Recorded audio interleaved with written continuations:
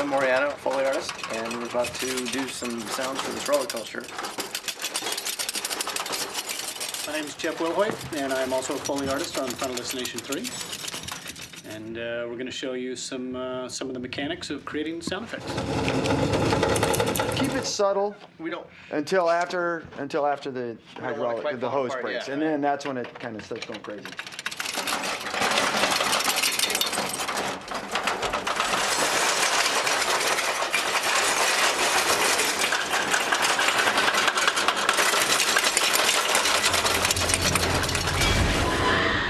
Our main staple for horror movies and anything discussing are chamois. They have lots of air pockets, so when you get them wet and you squish them, they just...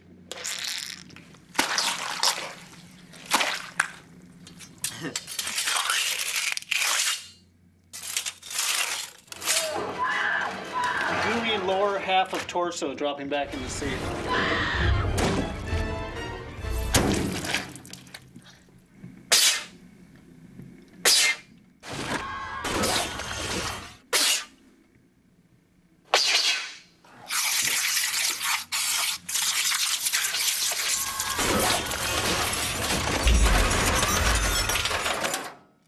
You have your earplugs in on that?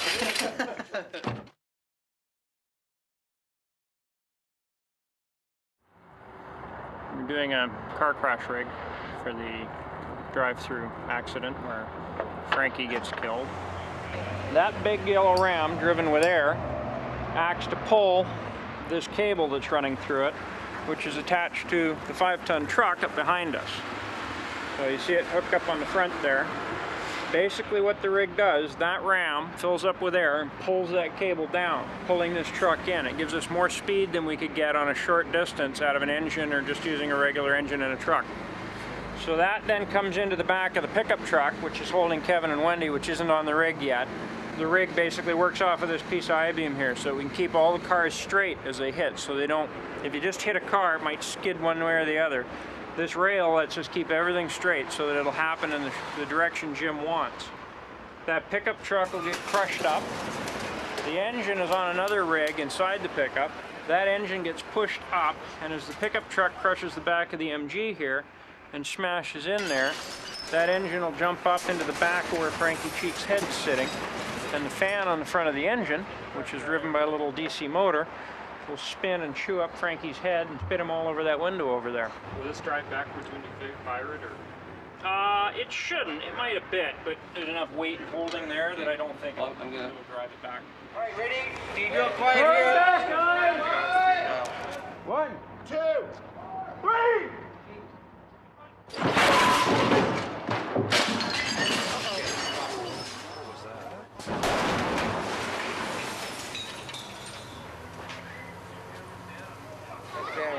We're in trouble. Things went really pretty badly wrong on the moving van crash. When the truck stunt went awry, a 900-pound hydraulic cylinder came whistling across the set like it was a 2x4 and knocked over both our A and B cameras, which tipped over and of course didn't get the shot because they were pointing in the air when the crash happened. We were lucky hardly any damage occurred. You know, they're tough German cameras and they were actually okay. We just didn't get the shot. The first thing that I think most of us felt was shock because it's so unusual that anything goes wrong on those things. They've been tested 6 ways to Sunday and hardly ever anything goes wrong. I'm really glad we got everybody well back from that thing because you never want to see anybody get hurt. Well, we're fucked. So various things were changed. Mostly what we decided to do was actually use the blind drive truck and find a way to safety that and make that a safe, effective way to do it. What that gave us in the final shot, which was a bonus in disguise, was a much longer run-in. But it's a very, very abrupt stop. It's like slamming into a brick wall with your face. Yeah! That's awesome, man. You took it all out.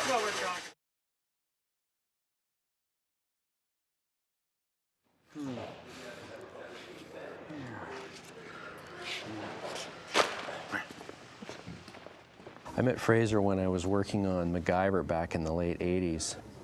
And my reaction to him was the same as most people have, which is, who the hell is he and where did he come from? And the thing I like about him is, first of all, he's one of the absolutely smartest people I've ever met. No gas. You know, he's good at his job. He comes up with solutions quickly, and he makes me laugh.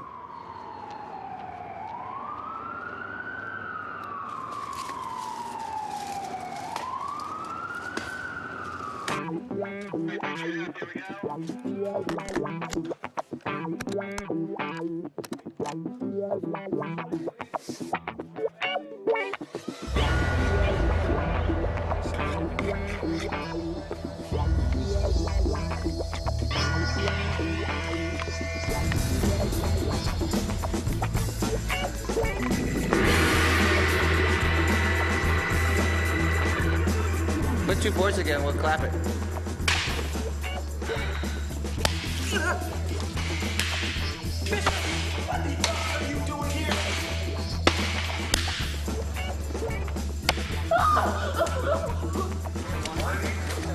What are we waiting in line for? I mean, damn. Scared the hell out of me. It was loud. Pretty good.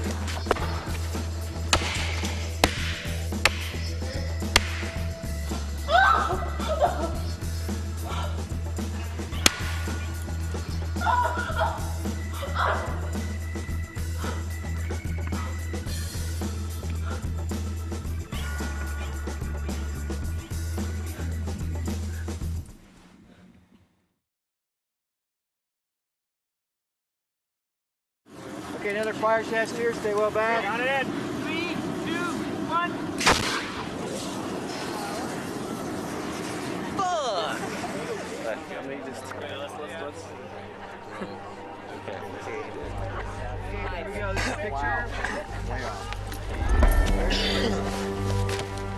And roll sound.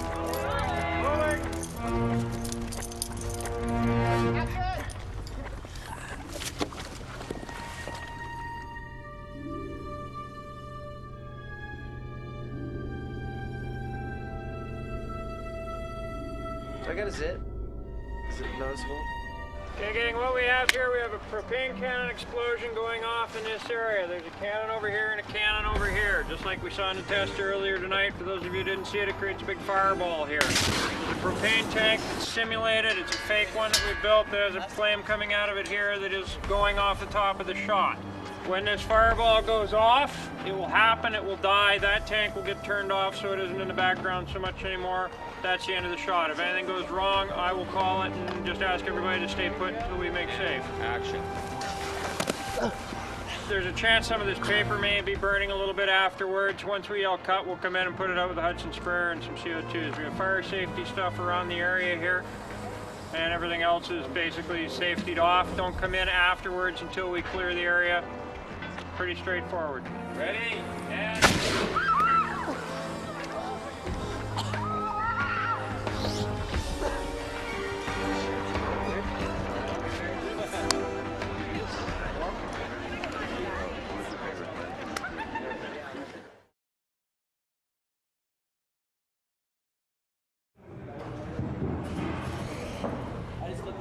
We're starting the beginning of the T-bone event. The cars have essentially configured themselves in like a full T-boning position. So, you know, what we plan to do essentially is take 2 cars and just take it right through the first car that is now turned almost perpendicular to the other 2 cars. Each train is 6 feet plus. Each train weighs about 150 pounds apiece, so we've got 300 pounds of metal traveling in scale, it's 8th scale, at about 70 miles an hour through a fairly flimsy piece of fiberglass. We're going to kind of let this go. We got 3 cameras going. We're not exactly sure how much of it we're going to get. It's sort of a, you plan it out to see what you get on film, but it should be pretty exciting. A lot of sparks, a lot of smoke, 2 trains colliding with quite a bit of force. And we'll see what happens. You know, these cars are going to do what they're going to do. We're counting on physics to keep the train on the tracks. Essentially, it's just free floating. Bungee's loaded. The only thing that's holding our trains down to the track is gravity and a lot of prayers from our gang.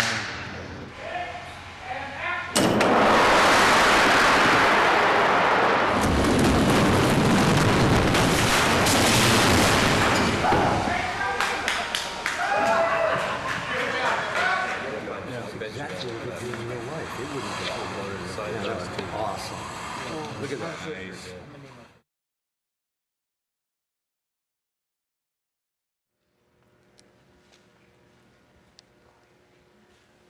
It was a shot, a really technical shot, where they started really close up on my eye, which is kind of the shot symbolizing that I just had a premonition. You know, they start close up on my eye and then zoom out to my face. And the first take that we did, I had a tear fall out of my eye, and Jim sort of liked that effect. So every take after that, he wanted to have that. I'm waiting for a tear. Sorry, it kind of threw me off that you were like. Let's go. So just, John, just wait. Jimmy, just stay. Don't say anything. Okay. I'm waiting for a tear. When I saw the shot, it was sort of like, oh my God, what a great moment to have it come directly from her eye and the tear rose down her cheek. Of course, once you see that, you really want to get it. And, you know, we didn't really prepare Mary for that. I'm sorry, I don't think it's going right now. Okay, it's got. It's always part of the business whenever you got to do an emotional scene where you look at it, you know, you read and you go, oh, I'm going to have to cry that day. Like, you know it's going to have to go down. But it's different when you're in a scene and you can get there, you know what I mean? When the writing takes you there or you can build up to memory. But whenever there's a diopter on a camera and it's this far from your eye and everybody's watching you got lights, you know what I mean? It's tough, man. It's really tough. So I think it was a hard experience for Mary because she can definitely do it at a snap of her finger, but I think because of the nature of how we sprung it on her, it was more difficult than it would be normally, I think. When tears fall, it's kind of activated by blinking or by scrunching your face up or something. That's kind of what makes them come out of your eye. So for me, I had to keep my eye like wide open like this, so the tears just like staying right there and not falling. So it was so frustrating because I was sitting there going, I can feel it. It's right there. Just fall, just fall. And it wouldn't. Open your eyes a little wider, Mary. There you go. So it was a pretty frustrating experience because I felt like I was letting down everybody because I couldn't make a tear come out of my left eye. You guys, I'm sorry. It's just Okay, not cut. staring at that. I mean, couldn't Ariel put a tear in there for her, for crying out loud? What are those guys getting paid all that money for, huh? Can you just get behind the camera again, please? I couldn't stand there and just do that. So I have great respect for Mary. She's a hell of a crier. I was very, very proud of her. Yeah, since home. It was probably one of the most challenging, you know, scenes I've done in film before, just because it was physically almost impossible at some points, so it was definitely challenging. All right, good, very good. Thank you, Mary. Nice, like it.